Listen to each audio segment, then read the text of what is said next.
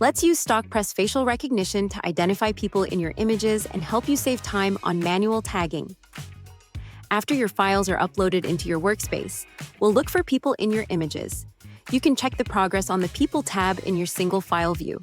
If a face matches a previously named person, it will be identified. If there is no match, you can name them by clicking the field in the sidebar. From the modal, type the person's name. If you think this person is already identified in your workspace, you can select from a name in the list. If not, you can create a new name. Once tagged, you can view all the images of this person by clicking the All Images icon.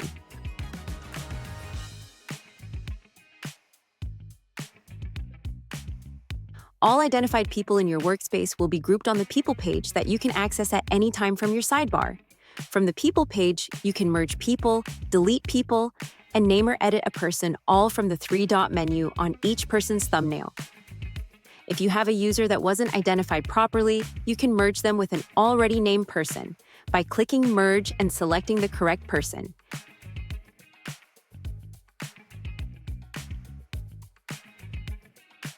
If you'd like to remove a user altogether, you can delete them. This will not delete the photos associated with the user, only the name. To name or edit someone, select Edit Name. Edit or name them in the modal and click Save.